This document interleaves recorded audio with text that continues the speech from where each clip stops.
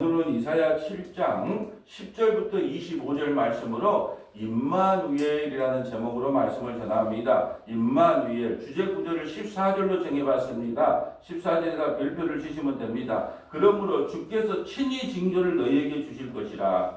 아스 왕에게 어제 우리가 토요일날 살펴봤죠. 북이스라엘과 아람군 연합해서 쳐들어오는 거예요. 왜요? 아수르가 신은 아수르가가 키우고 커지고 있기 때문에 우리 협력해서 아수르를 무너뜨리자. 그러니까 아스 왕은 남유다 왕은 친 아수르 연합 정책을 폈기 때문에 우리는 안 하겠다라는 거예요. 그러자 두 연합군이 쳐들어와요. 그럴 때 이사야 선지자가 북이스라엘과 아람이 쳐들어와도 오늘날로 볼까요? 중국과 북한이 손을 잡고 우리나라를 쳐들어와도 너는 겁내지 말라는 거예요. 그리고 네가 원하는 징조를 하나 보여주라는 거예요. 네가 원하는 징조가 있으면 말해보라는 거예요. 반드시 너희가 망하지 않고 승리한다는 거 내가 보여줄게. 근데 아스 왕은 믿지를 않는 거예요.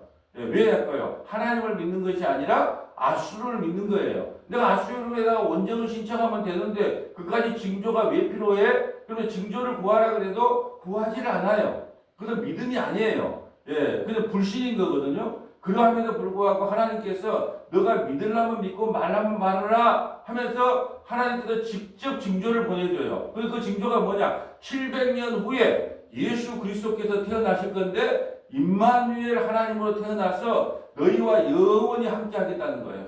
이상하잖아요. 북이스라엘과 아람이 우리 남유다를 공격하지 못해요. 그렇지만 그 징조를 보는데 1년 뒤 징조, 2년 뒤 징조도 아니고 700년 후에 이사야 선지자가 지금 예수님보다 700년 전의 선지자거든요. 700년 후에 진짜 임마누엘이 나타나서 너희와 영원히 함께 하겠다는 그 징조를 보여주는 거예요. 자, 그 내용이에요. 그러므로 주께서 친히 징조를 너희에게 보여주실 것이라. 보라, 처녀가 잉태하여 아들을 낳을 것이라. 처녀가 잉태하여 아들을 낳은 사람이 누구예요? 예수님. 뭘로 잉태했어요? 성령으로. 예수님은 우리 사람들은 다 누구 씨로? 아버지의 씨로. 아버지의 씨가 들어갔으니까 우리가 만들어지고, 예수님은 누구로? 성령으로.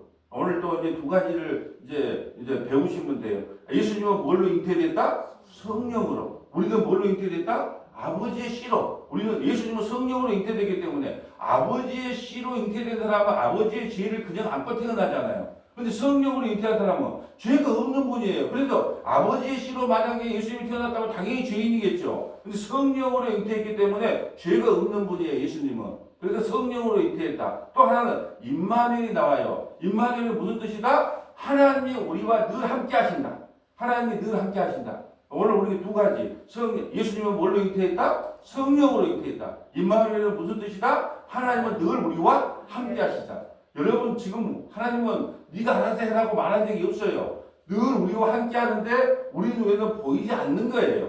임마누엘이라는 뜻은 하나님이 늘 우리와 함께 하신다. 그래서 처녀가 잉태할 것이요 그의 이름을 예수님의 이름을 다른 이름으로 임마누엘이라 하리라. 그래서 임마누엘이라고 하는 뜻은 뭐냐면 하나님은 늘 우리와 함께 하신다. 성경에 임마누엘이라는 말이 몇 번 나올까요?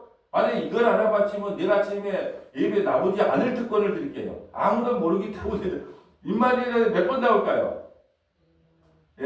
뭐예요? 자, 하늘의 숫자가 뭐라 그랬어요? 1은 하나님의 숫자, 2는 증인 숫자, 3은 삼위일체 하나님의 숫자 3번 나와요. 옆에다가 한번 적어볼까요? 이 임마누엘은 몇 번 나오는가? 오늘 본문에 이사야 7장 14절 한번 나오고요. 이사야 7장 14절 바로 이제 내일 해야 될 거 이사야 8장 8절 보면 이사야 8장 8절에 임마누엘이 나옵니다. 3번 나오는데 유다가 들어와서 가득하여 목까지 미치리니 임마누엘이여 그는 펴는 날개가 내 땅에 가득하려 하셨다. 임마누엘이 와서 이스라엘 땅을 충만하게 해주겠다는 거예요. 그 임마누엘이 누구다? 예수님이 오셔서 우리의 심령을 풍성하게 해줬다는 거예요. 여러분 구약은 다 그림 언어라 그랬어요. 나무의 열매가 많이 열릴 것이다. 농사가 잘 될 것이다. 이런 것은 다 그림 언어예요. 장차 예수님이 이 땅에 오셔서 우리에게 구원을 베풀 거라고 하는 그림 언어로 설명한다는 거예요. 그래서 제가 말씀드렸잖아요. 빼앗긴 들에도 봄은 오는가라는 것은 봄을 이야기하는 게 아니고 광복을 이야기한 것처럼 우리가 그 내용을 보면서 그 실체를 알아야 된다는 거예요. 그러니까 우리는 근데 야, 이삭이 농사지었더만 100배가 되었더라. 그러니까 우리가 예수님이 잘 믿으면 농사지어도 100배를 얻는다. 그렇게 말하면 안 되고 100배라고 하는 것은 예수 그리스도께서 우리에게 오셔서 풍성한 은혜를 베풀 걸 설명하는 거예요. 그러니까 모든 걸 예수님을 설명하는 것이지 그냥 농사지면 잘 된다. 야, 예수 믿으면 뭐 오래 산다. 뭐 병이 나온다. 그런 걸 이야기하는 것이 아니라는 거예요. 자, 두 번째가 8장 임마누엘이라고 나온 것이 이사야 8장 8절. 또 하나는 마태복음 1장 23절에 나와요. 마태복음 1장 23절. 자, 그럼 마태복음 1장 23절. 원래 임마누엘 나오면 반드시 찾아봐야 되는데 마지막에 찾아보려고 했는데 먼저 한번 찾아보죠. 먼저 마태복음 1장 23절. 자, 마태복음 1장 18절부터 25절까지 이따가 마지막에 찾아보려고 그랬어요. 옆에다가 적어놓으세요. 마태복음 1장 18절부터 반드시 임마누엘이 나오면 이 구절을 안 찾아볼 수가 없어요. 마태복음 1장 18절부터 25절. 자, 한번 읽어주세요. 예수 그리스도의 나심은 이러하니라. 그의 어머니 마리아가 요셉과 약혼하고 동거하기 전에 성령으로 잉태된 것이 나타났더니. 아멘. 유대사회에서는 결혼을 하기 전에 1년 동안 약혼 기간을 정해요. 왜요? 누구 자식인지 모를 수 있으니까 일단 결혼하면 바로 동침을 한 게 아니라 1년 동안 약혼하고 지켜보는 거예요. 아, 저 사람이 10개월 만에 아기를 다른 데 사람 아기를 배 갖고 올 수도 있잖아요. 그렇게 1년 동안 약혼을 하고 지켜본 사이에 그 마리아의 남편은 누구다? 요셉이에요. 요셉. 근데 동거는 안 해. 약혼만 했지. 그런데 그 사이에 누가 나왔다? 성령으로 잉태됐어요. 그러니까 이제 요셉이 화가 나겠죠. 네 누구시야? 누구시야? 그렇게 천사가 나타나서 아, 다른 남자하고 음행을 저질러서 난 자식이 아니라 성령으로 났으니까 그 남편 각시 마리아 너무 구박하지 마라. 이렇게 말해준 거예요. 자, 19절 볼까요? 그의 남편 요셉은 의로운 사람이라 그를 드러내지 아니하고 가만히 끊고자 하여. 네, 임신을 했기 때문에 만약에 유대사에서 남편이 있는데 임신하면 돌에 맞아 죽어요. 돌에 맞아 죽으니까 그냥 그래도 요셉은 의로운 사람이야. 그러니까 조용히 우리 없었던 걸로 하자고 그냥 나누려고 했단 말이죠. 그럴 때 어떤 일이 있었냐? 20절. 이 일을 생각할 때에 주의 사자가 현몽여하여 이르되 다윗의 자손 요셉아 내 아내 마리아 데려오기를 무서워하지 말라. 그에게 잉태된 자는 성령으로 된 것이라. 아멘. 아직 다른 남자하고 동침해서 아이를 놓은 것이 아니고 성령으로 낳기 때문에 그 마리아 데려오기를 무서워하지 마라. 이렇게 이야기한 거예요. 21절. 아들을 낳으리니 이름을 예수라 하라. 이는 그가 자기 백성을 그들의 죄에서 구원할 자이심이라 하니라. 아멘. 여러분 원래 유대사회에서는 어떤 이름이 지어질 때는 하나님의 특별한 사명이 주어져요. 마할살랄 하스바스는 뭐예요? 심판의 날. 스알 야습은 남은 자는 구원한다. 임마누엘은 하나님이 우리와 함께한다. 예수라는 뜻은 자기 백성을 죄에서 구원할 자. 이게 예수님이 이 땅에 왜 왔어요? 우리 병 고쳐주려고 왔어요? 우리 부자 되게 되려고 왔어요? 우리 소원 들어주려고 왔어요? 아니잖아요. 예수가 이 땅에 오는 이유가 정확하게 설명되어 있어요. 자기 백성을, 남의 백성은 안 돼. 창세전에 택한 자기 백성을 그들의 죄에서 구원하기 위해서 오셨어요. 예수님이 이 땅에 오신 목적이 정확하게 기록되어 있습니다. 자, 22절 볼까요? 이 모든 일이 된 것은 주께서 선지자로 하신 말씀을 이루려 하신. 선지자가 언제 이야기했어요? 지금 오늘 우리 본문에 이야기했잖아요. 선지자가 이사야 선지자가 700년 전에 이야기한 것을 그대로 이루기 위함이다라는 거예요. 자, 어떻게 그 말씀이 성취되는 거 23절 볼까요? 보라 처녀가 잉태하여 아들을 낳을 것이요 그의 이름은 임마누엘이라 하리라 하셨으니 이를 번역한즉 하나님이 우리와 함께 계시다 함이라. 요셉이 잠에서 깨어 일어나 주의 사자의 본부대로 행하여 그의 아내를 데려왔으나 아들을 낳기까지 동침하지 아니하더니 낳음에 이름을 예수라 하니라. 아멘. 이게 지금 임마누엘이 3번 나오는 부분이에요. 자, 임마누엘이 3번 나오는데 우리의 상식으로도 이해가 안 돼. 그러니까 우리가 신앙생활 할 때 이러는 거예요. 나는 그거 잘 이해가 안 되는데 여러분이 이해를 하든 못하든 상관이 없어요. 하나님은 자기 일을 자기가 이루어 가세요. 여러분의 동의를 구하지 않는다니까요. 근데 이렇게 기독교는 뭐가 기독교냐 하면 우리의 불신앙을 통해서 하나님의 일이 어떻게 이루어지는가를 설명하는 거예요. 우리의 비웃음. 한번 설명을 해볼까요? 자, 아브라함이 비웃었어요. 뭐였대? 100세의 아들을 줄게. 그러니까 웃으면서 뭐라고 하냐? 이 종 엘리에셀이나 후계자가 되게 하세요. 그랬단 말이야. 아니요, 나는 네 씨로 낳은 사람을 후계자로 줄 거야. 그것도 정실 부인 리브가하고 사이에서. 근데 그 말을 안 믿고 뭐예요? 그의 종 하갈하고 동침을 해서 이스마엘을 낳아요. 인간은 사람은요, 하나님이 말을 해도 안 믿는다니까요. 믿지를 못해요. 이것을 뭐라고 하냐? 여러분, 우리가 예수를 믿는다고 해서 하나님의 뜻을 다 할 수 있을까요? 기독교에 대해서 다 할 수 있을까요? 몰라요. 그럼에도 불구하고 예수님은 이 땅에 오셔서 우리의 죄를 낳고 십자가에 죽으셨다는 걸 우리는 믿는 거예요. 다 알지는 못해도, 다 이해하지는 못해도. 그것을 변증가는 이렇게 이야기하더라고요. 우리가 휘발유차에는 휘발유를 내야 되고 경유차에는 경유를 넣어서 앞으로 가는 것처럼, 예. 또 어떻게 오늘 밥을 먹었는데 내가 오늘 배가 고파가지고 아침에 밥을 한 그릇 먹고 왔어요. 근데 밥을 먹으니까 배가 불러. 근데 배부른 경로가 뭔지를 정확히 모르겠다는 거예요. 소주를 한 잔 먹었어. 오늘 기분이 좋아. 왜 기분이 좋은지를 뭐 과학적으로 증명을 해서 내가 어쩌고 저쩌고 하지만 우리가 그걸 정확하게 알지를 못해요. 그래서 밥을 먹어도 배가 불러. 배가 불러. 왜 이 밥을 먹는데 배가 부르지? 뭐 소작으로 들어가고 내작으로 들어가고 어쩌고 우리 잘 이해를 못해. 그럼에도 불구하고 어떻게 돼요? 배부르네 인정한 것처럼 우리는 이렇게 하는 거예요. 예수 그리스도께서 날 위해 십자가에 죽으시고 부활했다는 것을 믿어지는 거예요. 다 알지는 못해도 우리가 그걸 다 알지는 못해도. 그러니까 요즘에 보니까는 제가 고민하는 게 어떻게 하든지 간에 쉽게 알아들을 수 있게 말씀을 풀어서 더 설명을 해야 되겠다고 생각하다 보니까 기독교 변증학이 있어요. 예전에 전부 서재에다가 넣어놨던 걸 다시 꺼내가지고 하나하나 그러면서 그걸 읽는데 또 깨달은 게 뭐냐면 사람은 늘 실패한다는 거예요. 하나님은 우리가 성공하기를 원하지 않는다는 거예요.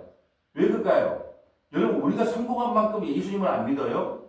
나 오늘부터는 성경 5장 읽고 기도 30분은 한다. 벽에다가 적어놨어.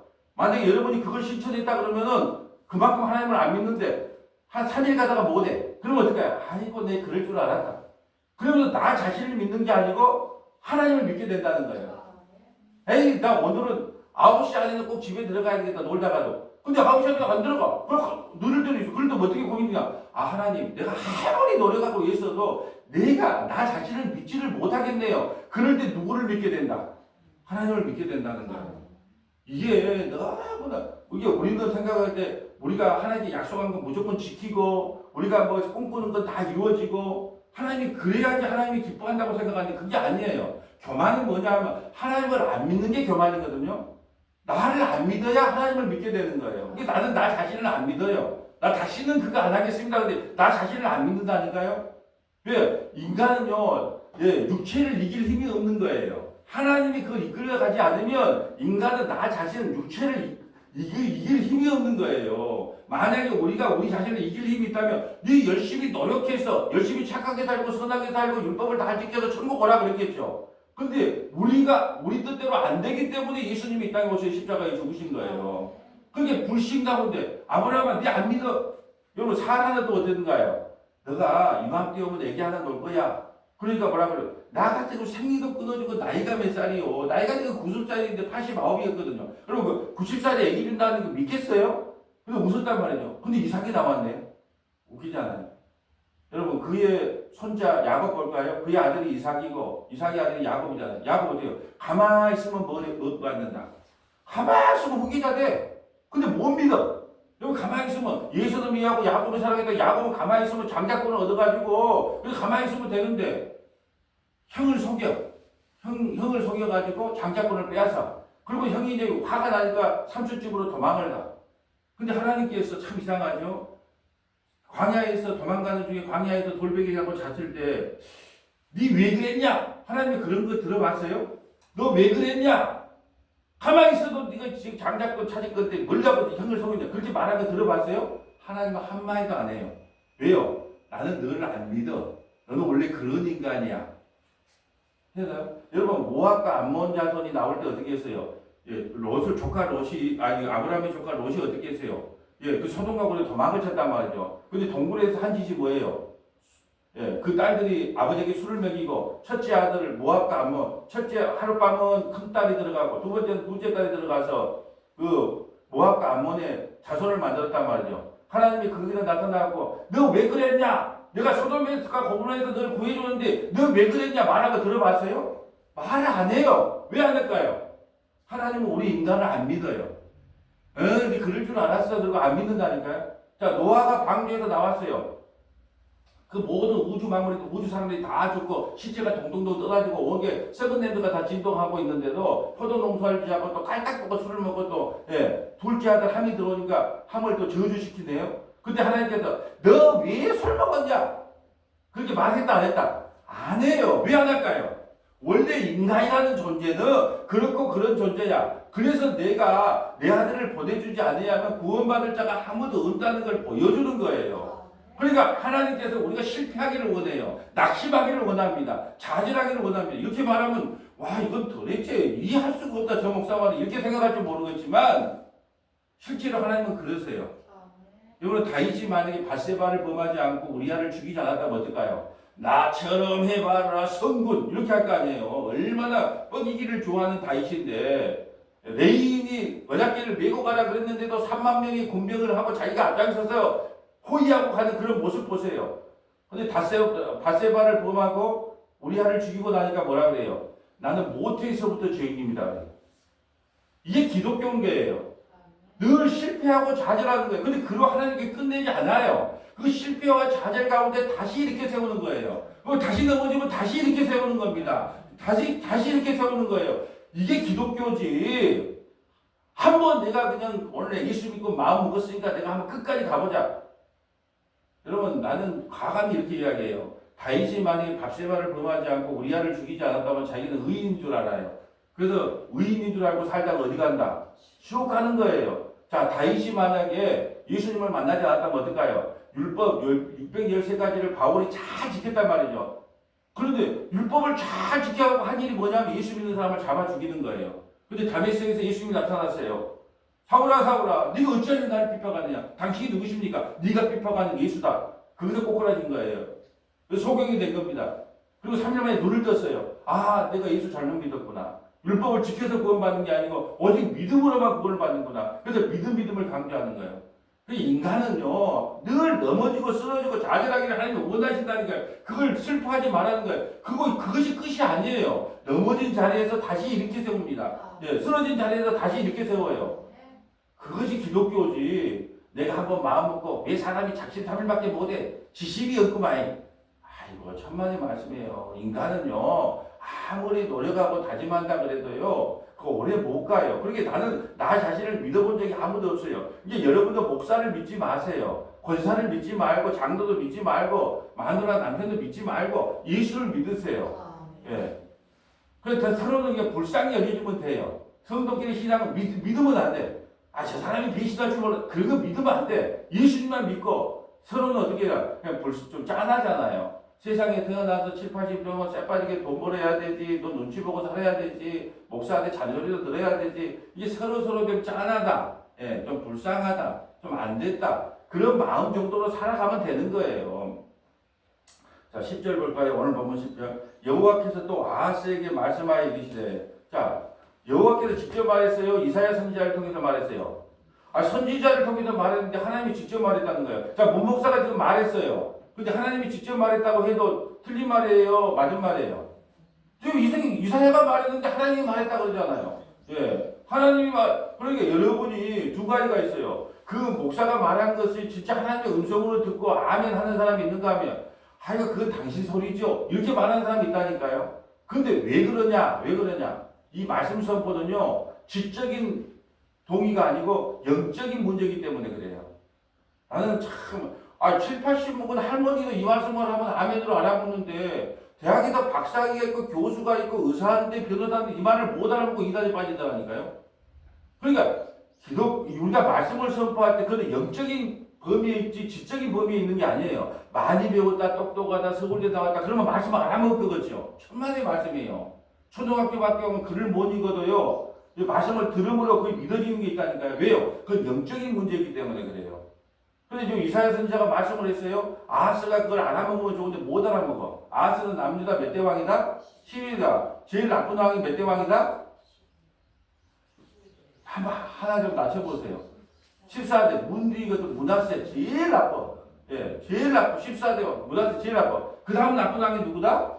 아하스. 아하스가 왜 나쁜지 아세요? 아수르에 있는 신전에 갔다가 보니까 아수르가 힘이 좋거든. 아, 내가 저런 우상을 갖다 놓으면 우리도 힘이 좋을라갑다. 그리고 하나님이 지금 솔로몬 성전에다 그걸 갖다 놨다니까요.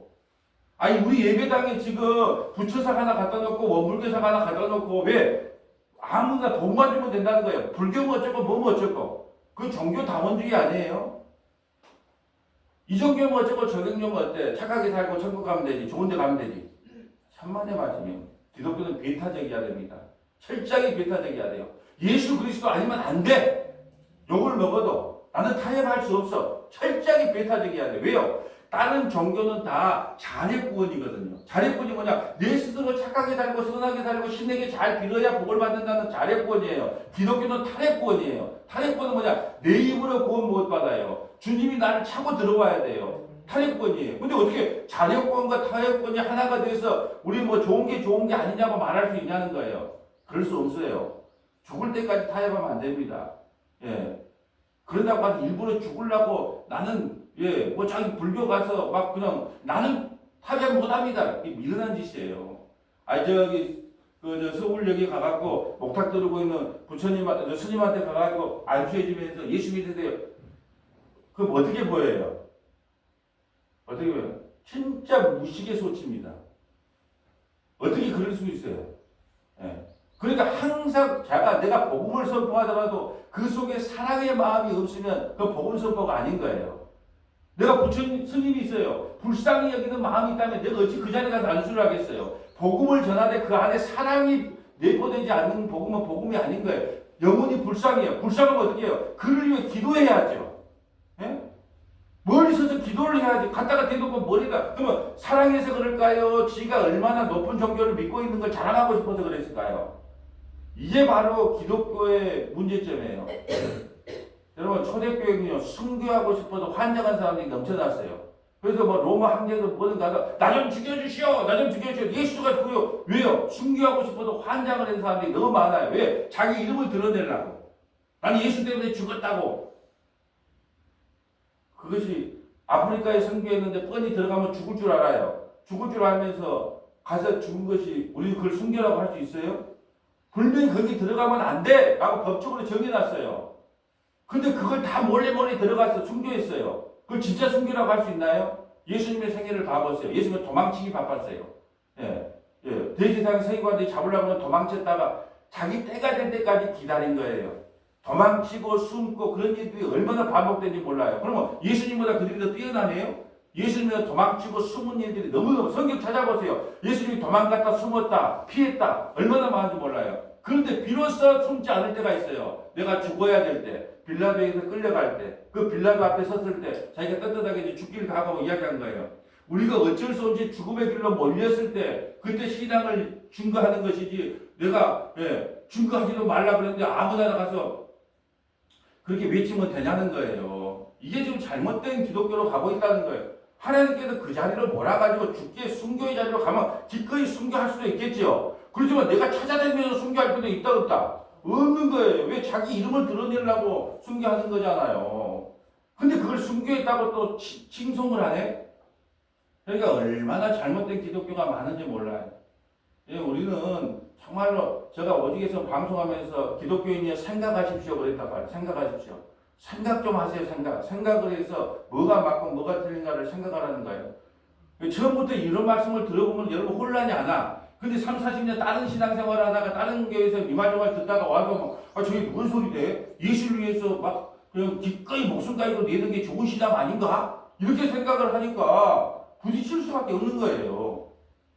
11절 볼까요? 너는 네 하나님 여호와께 징조를 구하되 깊은 데에서든지 높은 데에서든지 구하라 하시니 어떤 징조를 구해봐라.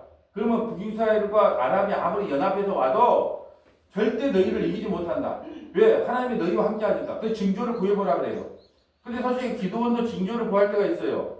소문을 놓고 있잖아요. 제가 두렵잖아요. 기도원 때. 두려우니까 하나님 이 전쟁에서 이긴다고 하면은 이슬이 요 소매만 붙이게 해주세요. 그랬단 말이에요. 근데 이슬이 소매만 붙여. 그러면 이게 우연히 그랬을까? 그리고 뒷날은요 하나님 이 전쟁에서 이긴다면 이 소매는 이슬이 내리지 않고 겉에만 이슬이 내리게 해주세요. 그게 진짜 됐잖아요 징조를. 예. 우리도 저도 이런 게 있었어요. 하도 목사 되기가 싫어가지고 새벽에 나가는데 울고불고 하니까 목사가 돼야 되는데 이게 되기 싫은데 목사 되면 할 것도 못하고 재밌는 것도 못하고 이제 다 들렸는데 막 하기 싫은 거예요. 누가 하고 싶어요 목사를. 근데 하나님 부르신데 어떻게 해요? 부르신데 가야지. 그래서 새벽에 막 아니 겨울에요 새벽 예배를 겨울에 하면 캄캄하니까 사람들 안 지나가요. 우리 집에서 교회까지 걸어서 한 6분이에요. 예.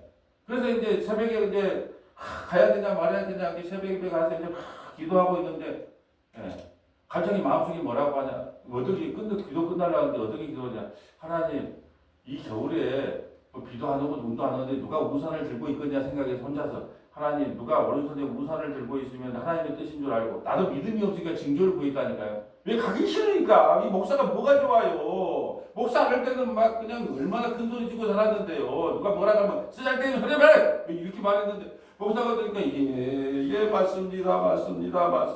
예. 그러니까 그런데 이제 기도를 마치려고 하면 하나님 속으로 그런 거예요. 누가 이제 눈도 안 오고 비도 안 오는데 누가 우산을 들고 가겠냐. 걸어가는데 집까지 5분 6분이라니까요. 그래서 하나님의 뜻이면 혹시 누가 우산을 오른손에 들고 가면 하나님의 뜻인 줄 알고 순종하겠습니다. 대차 가는 데까지 아무도 못 만났어요. 근데 문 열려고 딱 하는데 누가 한 사람이 옆을 딱 지나가는 거예요. 근데 오른손에 우산이 들려있는 거예요.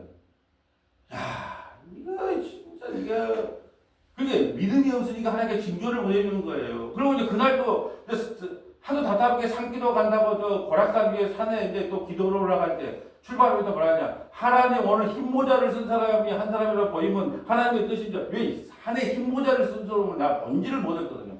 근데 저 금수강산 올라가자부터 전부 흰모자예요. 내 눈에 생명으로 보인가 몰라도 첫 번째 사람 흰모자, 뒤 번째 이게 도망을 못 가게. 여러분 이게 좋은 신앙은 아니지만 하나님께 답답하면요 이런 징조라도 보여달라고 하면요 보여줘요. 근데 아하스는요 하나님을 안 믿은 거예요. 누구를 믿었기 때문에? 아수를 믿었기 때문에. 아수르가 있는데 내가 뭐라고 하나님을 믿을 구석이 있는데. 여러분 사람은요 믿을 구석이 조금만 있으면요 그건 의지하지 하나님 의지를 안 해요. 근데 우리가 믿고 의지한 걸 하게 잘라가는 거예요. 그게 아하스는 징조를 구하려 안 구하는 거예요. 왜? 안 믿으니까. 근데 우리 믿음 좋게 보이죠. 12절 볼까요? 아하스가 이르되 나는 구하지 아니하겠나이다. 나는 여호와를 시험하지 아니하겠나이다 하는 자라. 왜 시험하지 않는다 그래요? 우리가 자 신명기 6장 16절인가? 신명기 6장 16절. 제가 잠깐만 좀 찾아볼게요. 제가 어제 뭐 하나님 시험하지 마라 그랬잖아요. 그 율법에 다 나와 있는 내용이에요. 신명기 6장 레이기인가 신명기인가 6장 16절. 맞네요. 신명기 6장 16절. 너희가 마사에서 시험한 것 같이 너희의 하나님 여호와를 시험하지 말고. 하나님을 시험하지 말라는 거예요. 근데 어제 11조 설교하면서 그랬잖아요. 하나님이 시험해보래. 시험 너희다가 11조를 내고 창고에 그 너희가 양식이 차고 넘치는지 하나님을 한번 시험해보라. 시험하면 안 돼요. 그건 돈 이야기 아니라 그랬어요. 11조는 돈이 아니고 하나님의 말씀을 도둑질한다 그랬어요. 그리고 어제 우리가 다 살펴봤어요. 그건 제사장들에게 하는 말이라 그랬어요. 이 제사장들아 너희가 눈먼 거 쩔뚝발이 이걸 너희 황제에게 바쳐보라. 이게 제사장들에게 책망하는 내용이란 말이죠. 그리고 그걸 돈 이야기가 아니다니까요. 11조는 10의 하나 예수님. 왜요? 떡과 포도주를 갖고 왔을 때 아브라함이 11조를 드리잖아요. 그 신앙 고백으로 드리는 것이 연보예요. 신앙 고백. 나는 이 돈보다 여러분 돈 벌기가 얼마나 힘든 줄 아세요? 남은 돈 너무 집가세요. 돈 버는 게 얼마나 어려운데요. 그런데도 불구하고 하나님 이 돈보다 나는 예수님을 더 사랑합니다 하는 신앙적 고백으로 드리는 거예요. 내가 목사고 장로고 권사인데 그래도 저보다 좀 많이 해야지. 그런 마음으로 드리는 게 아니에요. 진짜 신앙 연보라는 것은 나에게 건강 주셔서 감사합니다. 직장 주셔서 감사합니다. 하나님께서 나에게 이렇게 건강과 일자리를 주셨기 때문에 내가 이렇게 물질을 봅니다. 이 모든 것이 하나님의 은혜입니다고 감사함으로 드리는 것이 연보의 정신이고 헌금의 정신이지. 나 11조 하면에 창고에 뭐 차고 넘치는가 하고 시험해 보라 그랬으니까 그러면서 대부분 만나면 목사님 11조 안 하니까 이 차가 고장나서 돈이 더 들어갑니다. 꼭 그런 말 한다니까요. 그러니까 이게 얼마나 잘못된 신앙이에요. 모든 것은 하나님의 은혜에 감사해서 나 같은 죄인을 구원해주는 은혜에 감격해서 하는 거예요. 교회 봉사도 헌신도 연보도 모든 게 감사해서. 제가 다시 말씀드립니다. 우리가 이렇게 앉아있다고 우리가 아침에 일찍 넘들 다 자고 있는데 와서 예배 드린다고 구원받는 게 아니라 예배는 누가 드린다고요? 이미 구원받은 하나님의 백성들이 하나님의 은혜에 감사해서 감격해서 그분을 더 알고 싶고 그분을 더 찬양하고 싶어서 예배를 드리는 거예요. 이걸 잊어서는 안 됩니다. 예배는 아무나 하나 하나님께 구원받은 자만 예배하는 거예요. 선거철에 와가지고 큰 교회 기웃기웃하면서 표 좀 주세요, 표 좀 주세요. 그 예배를 받겠습니까? 안 받겠습니까? 안 받죠. 자, 13절 볼까요? 이사야가 이르되 다윗의 집이요. 왜 다윗의 집이라 그럴까요? 이사야가 다윗의 후손 아하스가 다윗의 가문이니까 이사야가 이르되 다윗의 집이요. 원하건대 들을지어다. 너희가 사람을 괴롭히고서 그것을 작은 일로 여겨 또 나의 하나님을 괴롭게 하는 사람을 괴롭히고 하나님을 괴롭게 하는 거예요. 징조를 안 보여줘서. 왜 그럴까요? 아수르를 믿었으면 아수르가 그냥 도와줄까요? 돈 받고 도와줄까요? 돈 받고 도와주면 가서 백성들의 돈을 내놓으라 그럴까요? 안 내놓으라 그럴까요? 그렇게 사람을 괴롭게 하는데 하나님을 괴롭게 하나님 앞에 하나님 나 징조 구할 때인데 하나님 믿으랍니다. 그러고 돈을 수고를 안 하면 될 건데 하나님을 못 믿으니까 돈을 믿으니까 어떻게 해요? 돈을 걷어다가 누구에게 바쳐야 돼? 아수르에게 바쳐야 되죠. 그냥 도와줄 것 같아요. 그러니까 사람을 괴롭게 할 건 아니라 하나님도 괴롭게 하고 사람도 괴롭게 해요. 뭐가 없으면 믿음이 없으면. 그러므로 주께서 친히 징조를 너희에게 주실 것이라. 보라 처녀가 잉태하여 아들을 낳을 것이요 그의 이름은 임마누엘이라. 그가 악을 버리며 선을 택할 줄 알 때가 되며 얽힌 적과 꽃을 먹을 거죠. 그가 누구예요? 이스라엘 백성 악을 버린다는 게 예수 믿는 거예요. 선을 택할 줄 알 때가 되며 예수님이 이 땅에 오시면 엉킨 적과 꿀을 먹을 것이라. 이거 다 그림 언어라 그랬어요. 예수님이 이 땅에 와야 예수님이 이 땅에 오시고 죽으시고 50일 만에 성령을 우리에게 보내주거든요. 그때 우리가 나 예수 안 믿는 게 주였구나 걸 알게 돼요. 그럴 때 하나님께서 우리에게 뭐예요? 엉킨 젖과 꿀을 먹인다는 거예요. 구원을 주시겠다는 의미예요. 그림 언어라 그랬어요. 18절 대저 이 아이가 악을 버리며 선을 택할 줄 알기 전에 내가 미워하는 두 왕의 땅을 황폐하게 하자. 두 왕이 누구예요? 아람과 누구? 북이스라엘 두 왕을 황폐하게 하겠다는 거예요. 아하스야 네가 믿든지 말든지. 여러분 하나님께서 여러분에게 나 좀 믿어주라고 막 사정한 것 같아요. 내가 이 일을 해도 되냐 안 되냐 우리하고 사정해요. 안 해요. 너희가 믿든지 안 믿든지 간에 나는 내 일을 이루어 간다는 거예요. 그게 하나님의 공식 방식이에요. 자, 그래서 두 왕이 이제 황폐하게 됩니다. 자, 17절 여호와께서 에브라임이 유다를 떠날 때부터 당하여 보지 못한 날을 내가 네 백성과 네 아버지의 집에 임하리냐 하리니 곧 아수르 왕이 오는 날이라. 아수르 왕이 오는 날은 에브라임은 멸망해요. 아수르 위에서 BC 722년에 북이스라엘은 멸망합니다. 누구 때문에? 아수르 왕에게 멸망하는 거예요. 자, 18절 그날에는 여호와께서 애굽 하수에서 먼 곳에 파리와 자 우리가 남유다가 지금 애굽이 힘이 세면 친애굽 정책을 펴고 아수르가 힘이 세면 친아수르 정책을 폈단 말이에요. 남유다가 친하나님의 정책을 편 게 아니고 그러니까 뭐예요? 애굽의 하수에서 먼 곳에 파리와 그러니까 애굽을 뭐라고 취급합니까? 하나님은 파리라고 취급하고 아수르의 땅을 뭐라고요? 아수르 군대를 벌을 불러요. 그래갖고 아수르가 남유다를 처음에 이제 조금 찾아보겠지만 내부를 받아먹을 때는 도와주는 척이에요. 그 내부를 이제 끊어버리니까 공격을 한단 말이죠. 그래서 이 아하스의 아들 히스기야 왕 때 아수르가 18만 5천 명을 이끌고 와요. 그럴 때 어떻게 해요? 저기 아들은 아버지 아하스는 아주 나쁜 왕이었지만 그 아들 히스기야는 완전히 철딱서니가 들어서 하나님께 기도해요. 이사야 선지자를 불러다 놓고 선지자님 어떻게 합니까? 우리 좀 그러잖아요. 여러분 뭔 일이 있으면 목사님 기도 좀 해주세요. 다 이런 이야기예요. 그 선지자를 돌려놓고 왕이 기도를 합니다. 그러니까 하나님께 뭐라 그래요? 걱정하지 마라. 그리고 뒷날 천사가 한 사람이 와서 18만 5천 명을 쑥대밭을 만들어버립니다. 이게 누구를 믿냐가 차이예요. 그러니까 백성들이 괴롭지가 않아. 왜? 돈을 거둘 일이 없잖아요. 하나님 믿어버리니까 하나님 18만 5천 명을 쓸어버리니까. 19절. 다 와서 거친 골짜기와 바위틈과 가시나무 울타리와 모든 초장이 앉으니 그들이 와서요 이 남유다 땅을 황폐하게 만들겠다는 거예요. 자, 그날에는 주께서 하수 저쪽에서 세내어 온 삭도 곧 아수르 왕으로 내 백성의 머리털과 발털을 미실 것이요 시험도 깎으실 것이라. 이거 수치를 당한다는 거예요. 하나님을 믿지 않았기 때문에 누구가 지금 누구에 대한 이야기는 요아스 왕에 대한 이야기예요. 요아스 왕아, 네가 아수르 때문에 아수르 믿고 있었지 그 믿는 놈한테 발등 찍힌다는 이야기예요. 예? 그 믿는 놈한테 발등 찍힌다는 이야기라고. 네가 지금 아수르 왕을 믿고 있지만 아수르 왕이 곧 네를 어떻게 하겠다 쳐들어와서 내게 부끄러움을 주겠다는 거예요. 내 백성의 머리털과 발털을 미실 것 시험도 깎을. 여러분 구약시대 때 가장 큰 수치가 뭔지 아세요? 시험을 깎아버리는 거예요. 긴 시험을 깎아버리는. 정중부가 왜 무신 정권을 일으켰어요? 아니 계급도 낮은 문신 정권이 문신이 와서 이 시험을 뽑고 시험을 갖고 장난치니까 어떻게 해요? 이 새끼 이 자식 더 이상 안 되겠다 그래갖고 어떻게 할 거예요? 그래서 무신 반란이 일어난 거예요. 그 이스라엘도 마찬가지예요. 시험을 뽑고 시험을 자르겠다는 것은 최고의 수치를 상징하는 거예요. 두 가지 수치가 있습니다. 그 긴 옷을 가지고 가운데 잘라버리는 거하고 시험을 자르는 거하고.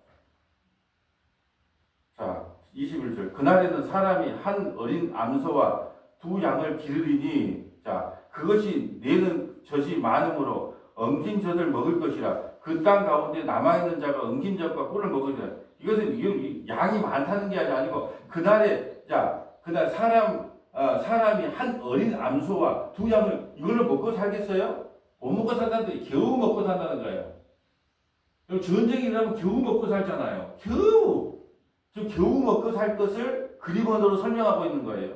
그날에는 청구루에 은 1000개의 가시가 있는 포도나무가 있던 곳마다 찔레와 가시가 날 것이며 농사짓던 땅에다 황폐해질 거란 말이에요. 적군이 쳐들어오면. 그래서 어떻게 하든 전쟁은 막아야 돼요. 전쟁은. 그 전쟁을 막으려고 우리 남북 간의 전쟁을 막으려고 얼마나 그냥 아부를 많이 합니까? 그게 나쁜 겁니까? 전쟁이라면 다 죽으니까 어쩔 수 없잖아요. 최소한 전쟁은 막아야 될 거 아니에요. 전쟁은. 그런 거예요. 전쟁이라면 이렇게 황폐하게 된다는 겁니다. 온 땅에 찔레와 가시가 있으므로 화살과 활을 가지고 그리로 갈 것이며 보습으로 갈던 모든 산에도 찔레와 가시 때문에 두려워서 그리로 가지 못할 것이요. 그 땅은 소를 풀어 놓으며 양이 밟은 곳이 되리라. 모든 것이 전쟁이 일어나므로 아수르가 쳐들어오므로 요아스야 황폐하게 될 것이라는 거예요. 그러니까 지금 요아스에게 뭔 말을 물어보고 있는 거예요. 너는 누구를 믿고 있느냐? 도대체 누구를 믿고 있느냐? 네가 믿고 있는 아수르? 이게 차라리 지금 아람과 북이스라엘에 의해서는 구원을 시켜요. 두 왕으로는. 근데요, 믿고 있는 사람, 여러분이 믿고 있는 사람한테 반드시 뒤통수를 당하게 되어 있습니다. 이 하나님의 원리예요. 그래야 누구만 믿어요? 하나님을 믿게 돼요. 아수르, 우리 아수르, 우리는 누구를 믿어요? 미국을 믿잖아요. 우리 미국. 근데 미국의 뒤통수를 자꾸 당해봐야 미국은 믿을 것이 못 되구나. 그래서 미국 믿지 말고 소련에 속지 말고 일본에 어쩌고 그런 말이 옛날에 있었던 것이 그냥 나온 말이 아니에요. 소련에 속지 말고 미국을 믿지 말고 일본은 어쩌게 하고 막 그런 말들이 나이 드신 분들이 한 말이 그냥 한 말이 아니다니까요. 자, 성경을 좀 찾아볼까요? 자, 역대야 28장 16절부터 21절. 역대야 28장 16절부터 21절. 쭉 한번 성경을 한번 기록해 볼까요? 그렇지만 하나님 끝까지 같이 해줬던 함께 하신다는 의미로 한번 찾아볼게요. 창세기 17장 4절, 창세기 17장 4절, 창세기 31장 3절, 창세기 31장 3절, 출애굽기 3장 12절, 출애굽기 3장 12절, 여호수아 1장 6절부터 9절, 그리고 마지막 계시록 21장 1절부터 7절, 계시록 21장 1절부터 7절. 먼저 어떻게 뒤통수를 맞는가 한번 볼까요? 역대야 28장 16절. 역대하는 이스라엘의 역사를 기록한 거예요. 역대하. 자, 이스라엘 역사를 기록했는데 어떻게 믿고 있는 사람한테 어떻게 뒤통수를 당하는가? 역대하 28장.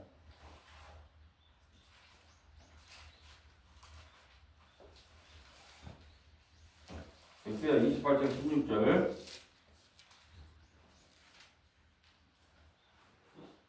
그때 아하스 왕이 아스루 왕에게 사람을 보내어 도와주기를 구하였으니 이는 에돔 사람들이 다시 와서 유다를 치고 그의 백성을 사로잡았으며 블레셋 사람들도 유다와 평지와 남방 성읍들을 침노하여 베스메스와 아알용과 그레롯과 소곡이 그 주변 마을들과 딥남이 그 주변 마을들과 김솜이 그 주변 마을들을 점령하고 거기에 살았으니 아멘. 아하스 왕이 하나님 말씀을 안 들으니까 이방 나라를 들어서 계속 공격하는 거예요. 그럴 때라도 철을 차려야 돼요. 하나님께서 지금 나가 하나님을 믿지 않으니까 이방 나라를 통해서 나를 공격하는구나. 하나님 살려주세요. 하나님께 무릎을 꿇어야 되는데 그래도 무릎을 안 꿇어. 그래도 나는 미국이야. 그래도 나는 아수르야. 끝까지 그럽니다. 지금 뭐 블레셋도 쳐들어오고 뭐 에돔도 쳐들어오고 그랬단 말이에요. 근데 어떻게 행동을 한가 볼까요? 19절. 이는 이스라엘 왕 아하스가 유다에서 망령되이 행하여 여호와께 크게 범죄하였으므로 여호와께서 유다를 낮추심이라. 아수르 왕 디글라 빌레셀이 그에게 이르렀으나 돕지 아니하고 도리어 그를 공격하였더라. 보세요. 아수르를 믿고 있었단 말이에요. 우리의 미국, 우리 아수르 한데 이방 나라에 들어와서 자기의 도움이 안 되니까 어떻게 해요? 오히려 공격을 하는 거예요. 그런데 아하스가 누구를 믿었어요? 아수르를 믿었단 말이에요. 근데 아하스가 버리고 도와준 게 아니고 오히려 그를 공격하였더라. 21절. 아하스가 여호와의 전과 왕궁과 방백들의 집에서 재물을 가져다가 그렇게 백성들이 괴롭힌 거예요. 아까 재물을 가져다가 누구에게 받게요? 아수르 왕에게 주었으나 그에게 유익이 없었더라. 근데 백성들을 괴롭히면서 뭐 재물을 다 해갖고 아수르에게 갖다 줘 받았단 말이에요. 우리로 볼까요? 미국에게 줄 거 다 줬어. 근데 미국은요, 우리에게 이익이 없으면 어떻게 행동할 줄 몰라요. 외교라는 그래서 외교라는 것은 줄 듯 말든 이쪽 편도 아니고 저쪽 편도 아니고 없는 나라는 그렇게 살아야 돼요. 그것이 외교인데 아수르를 믿었단 말이야. 아수르를 하나님을 믿는 게 아니고. 근데 어떻게 해요? 결국 아수르에게 뒤통수를 당해. 근데 자기 백성은 어떻게 한가 볼까요? 자, 이제 순서대로 한번 자, 하나님이 함께 했다. 아브라함에게도 함께 했고, 임마누엘에 대해서 한번 찾아볼게요. 창세기 17장 4절. 창세기 17장 4절. 보라 내 언약이 너와 함께 있으니 너는 여러 민족의 아버지가 될지라. 아멘. 아브라함에게 이런 약속을 줍니다. 보라 내 언약이 너와 함께 있으며 함께 있어. 하나님이 늘 누구와 함께 있었다? 아브라함이 함께 있었단 말이에요. 그래서 믿음의 조상이 된 거예요. 아브라함이 하나님을 믿든지 말든지 비웃든지 상관 안 해요. 근데 하나님은 늘 누구와 함께 있었다? 아브라함과 함께 있었다. 또 볼까요? 자, 창세기 31장 3절. 창세기 31장 3절. 아브라함, 이삭, 야곱에게 늘 함께 하셨다 이 말이에요. 31장 3절. 여호와께서 야곱에게 이르시되 내 조상의 땅 내 족속에게로 돌아가라. 내가 너와 함께 있으리라 하신지라. 함께 있으리라. 그게 아브라함에게도 함께 있으리라, 이삭에게도 함께 있으리라, 야곱에게도 함께 있으리라. 그럼 저와 여러분에게도 함께 있으리라. 자 볼까요? 자 그다음에 출애굽기로 가볼까요? 모세 이야기. 출애굽기 3장 12절. 모세에게도 함께 있으리라. 지금 우리 이야기 하기 위해서 지금 찾아보는 거예요. 아브라함, 이삭, 야곱에게도 함께 있고, 모세에게도 함께 있고, 여호수아에도 함께 있고, 우리에게도 함께 있고, 지금도 함께 계신다는 거예요. 출애굽기 3장 12절.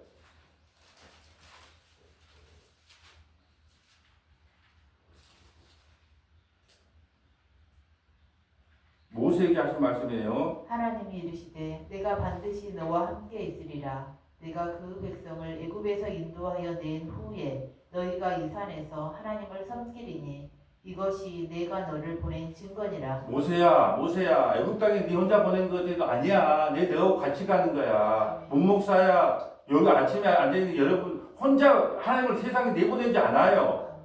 함께 있어요, 함께. 근데 우리 눈에는 안 보여요. 또 볼까요? 여호수아 볼까요?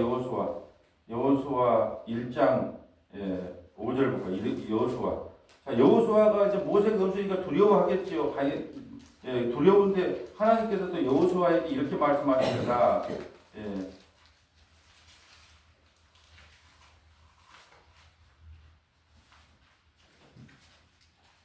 1장 5절. 내 평생에 너를 능히 대적할 자가 없으리니 내가 모세와 함께 있었던 것 같이 너와 함께 있을 것임이니라. 내가 너를 떠나지 아니하며 버리지 아니하리니 강하고 담대하라. 너는 내가 그들의 조상에게 맹세하여 그들에게 주리라 한 땅을 이 백성에게 차지하게 하리라. 자, 9절 읽어줄까요? 9절.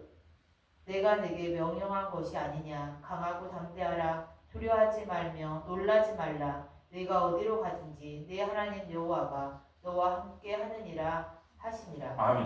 여러분, 아브라함에게 함께 하신 하나님, 이삭에게 함께 하신 하나님, 야곱에게 함께 하신 하나님, 모세에게 함께 하신 하나님, 여호수아에게 함께 하신 하나님, 저와 여러분에게 함께 하신 하나님이라는 걸 보여주기 위해서 함께 하신다는 말을 성경에 이렇게 기록하고 있는 거예요. 여러분을 혼자 세상에 내버리지 않아요. 네 혼자 잘해서 천국 오라고 말하지 않아요. 임마누엘 하나님이 늘 우리와 함께 하셔서 이 땅에 사는 날 동안도 우리를 보호하시지만 죽어서도 하나님이 우리와 함께 어디로 간다? 천국으로 우리를 인도하는 거예요. 그것이 요한계시록의 말씀이에요. 21장 1절부터 7절. 이거 보고 마실까요?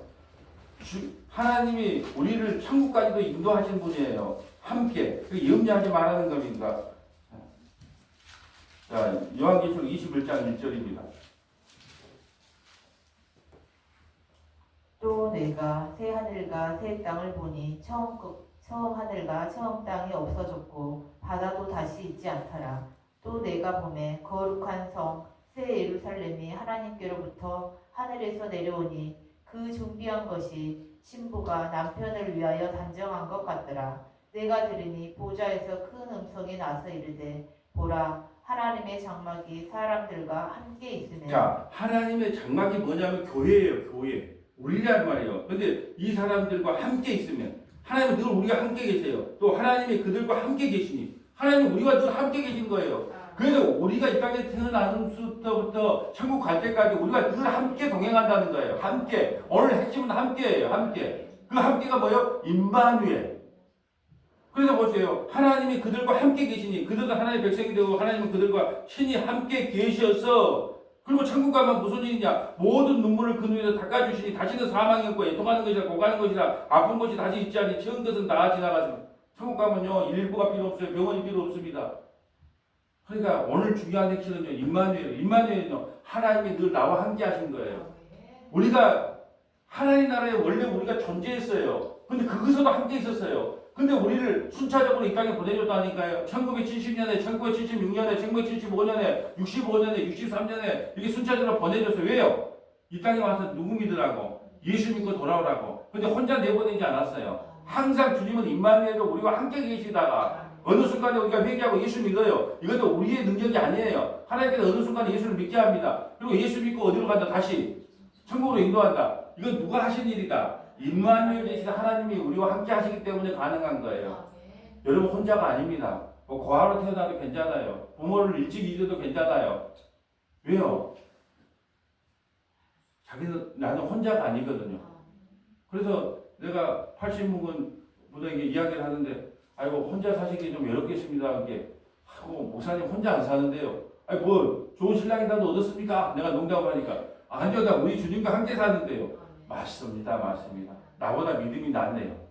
늘 주님이 우리와 함께 사세요. 혼자 산다고 해도 외롭지 마세요. 주님과 함께 사는가. 나는 요즘 뭐 그렇게 주님과 함께 찬양하고 기도하고 말씀 보고 주님과 함께 살면요 외로움이 없습니다. 주님과 함께 오늘도 승리하는 저와 여러분 되시기를 주님의 이름으로 소망합니다. 아버지 하나님 감사합니다. 우리 인생이 혼자인 것처럼 느껴질 때가 많습니다. 그래서 외로워하고 슬퍼할 때도 많습니다. 그럼 오늘 말씀을 통해서 하나님은 늘 우리가 함께 하시는데 우리가 그걸 깨닫지 못했다는 것을 말씀을 통해 깨닫게 하시니 감사드립니다. 임마누엘 되신 예수님을 영원토록 찬양합니다. 그분과 늘 동행하며 그분께 늘 아뢰면서 살아가는 믿음의 권속들이 될 수 있도록 역사하여 주옵소서. 우리 구주 예수님 이름으로 기도합니다. 아멘.